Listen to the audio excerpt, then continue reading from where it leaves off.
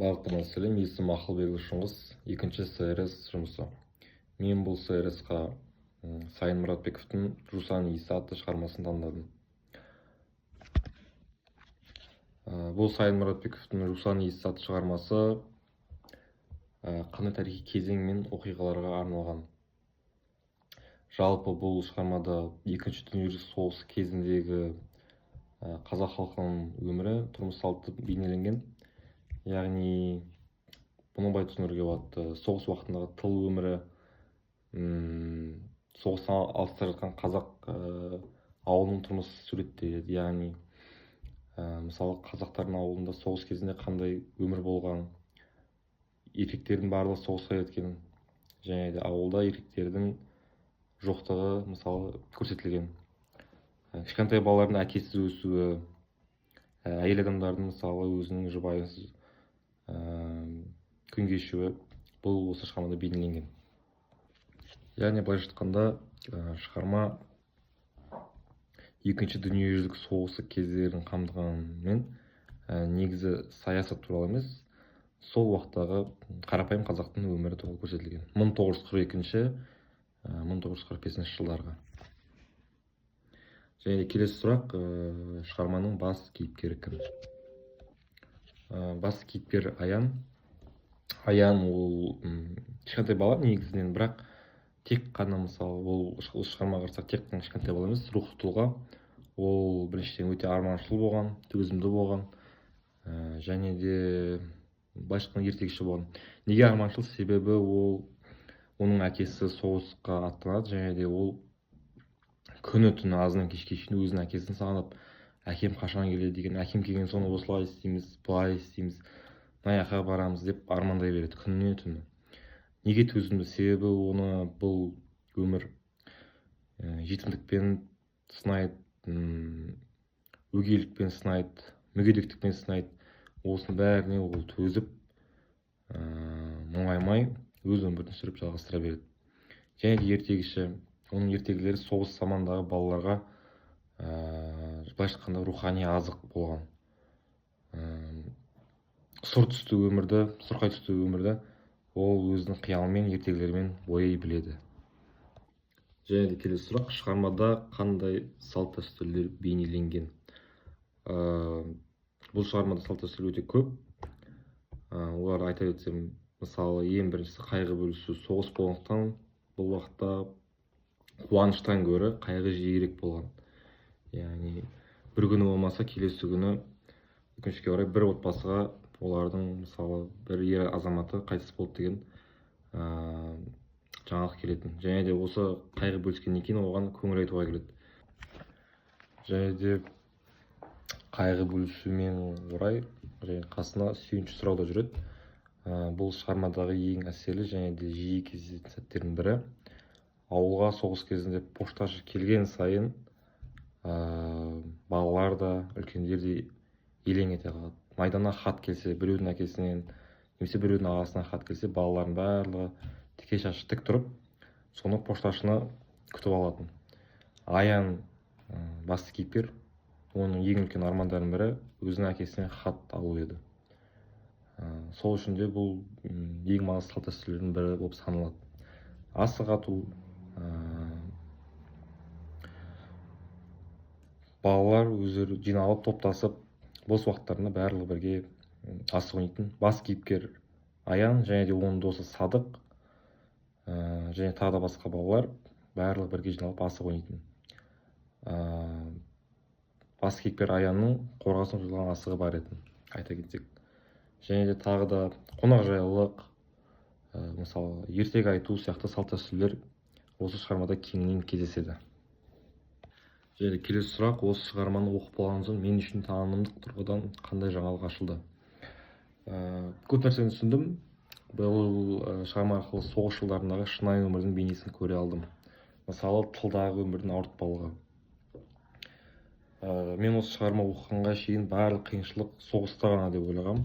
Бұлай емес, соғыста да, тылда да, және ауылдарда да ауыртпашылық көп. Себебі бүкіл ер азаматтар ауылдан кетеді, тылда емес, барлығы майданда. Олардың орнына әйел адамдар немесе мысалы сүйегі қатпаған жас балалар жүретін бүкіл ауыр жұмысты орындап, мысалы қазіргі жастарға қарасақ, жас буынға қарасақ, сол уақыттағы сол кезеңге шыдай алатын бе еді деп ойланамын.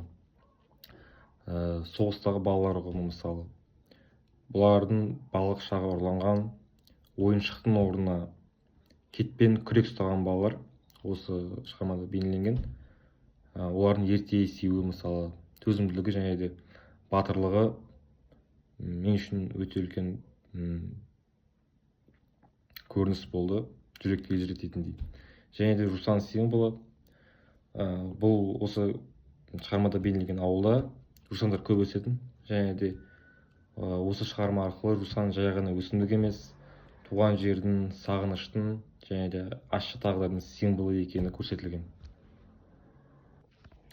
Және де мен үшін осы шығармадағы ұнаған үзінділер, маған Аянның аяғынан айырылған сәтті өте қатты ұнады. Мысалы, бұл Аянның өзінің тағдыры қиын, ол біріншіден мүгедектігі бар, өгей отбасыда өмір сүреді және де жетім.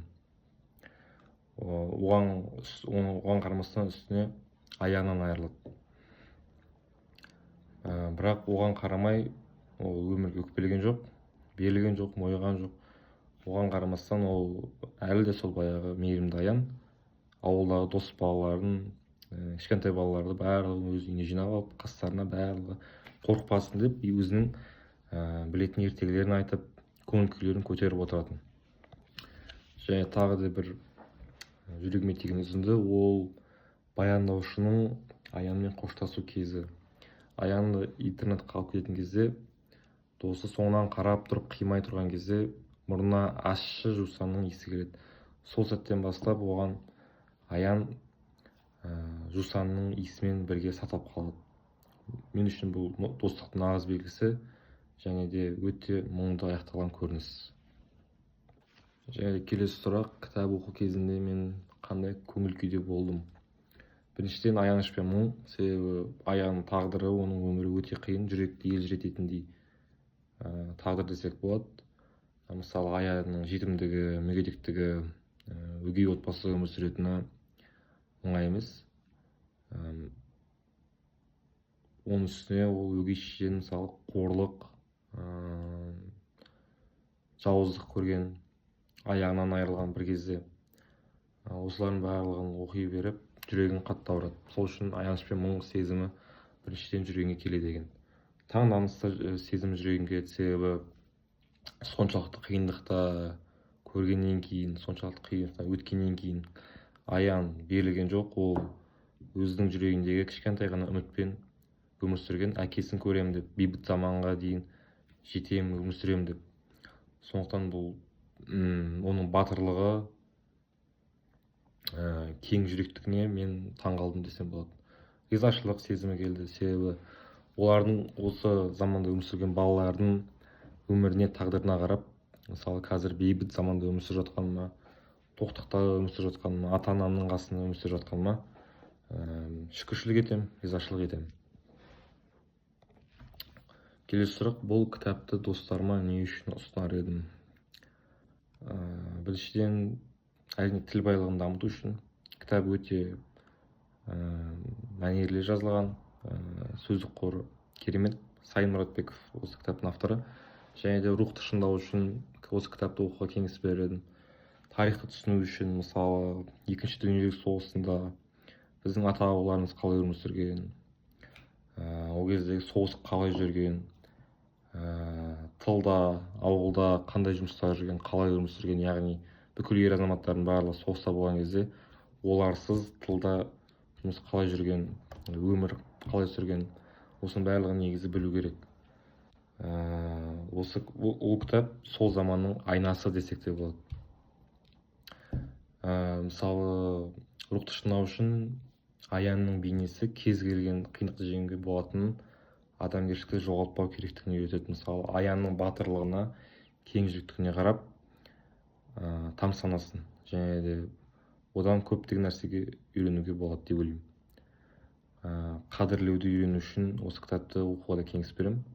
Жаңа айтып өткендей, қазіргі бейбіт заманда өмір сүріп жатқанымызға, тоқтықта және де әке шешеміздің қасымызда өмір сүріп жатқанымызға мұнда бір шүкіршілік ету керек деп ойлаймын. Сол үшін осы кітапты оқуға мен мысалы достарыма кеңес бере аламын. Шығарма авторы туралы не білемін? Сайын Мұратбеков 1936 жылы дүниеге келіп, 2007 жылы өмірден озған. Оны мысалы қазақ әдебиетінің Чеховы деп те атайды екен, себебі ол қысқа әңгімелер мен повестер арқылы үлкен ойларды айта білген шебер жазушы болып саналады. Көбінесе мысалы ауыл өмірін, өзі ауылдан шыққан кісі, және соған қарап ол ауыл өмірін, қарапайым қазақтың, қарапайым адамдардың, отбасылардың тағдырын және өмірлерін сипаттайды. Және де балалардың да психологиясын терең суреттеген. Өмір баяндарын дерек айтып өтейін. Жазушының өзі де соғыс жылдарында бала болған. Сондықтан жусан иісіндегі оқиғалар мен сезімдер оның өз басынан өткен немесе көзімен көрген шынайы жағдайларға негізделген. Бұл шығарма оның ең танымал туындыларының бірі. Жалпы осы Сайын Мұратбеков қазақ жазушысы, Қапал ауданында дүниеге келген бөлімше. Жалпы осы ең атақты шығармасы осы жусан иісі. Соғыс жылдарындағы тылдағы қазақ отбасыларын, қазақ балаларын ер азаматсыз, асыраушысыз өмірлері баяндалған, көрсетілген. Назарларыңызға рахмет.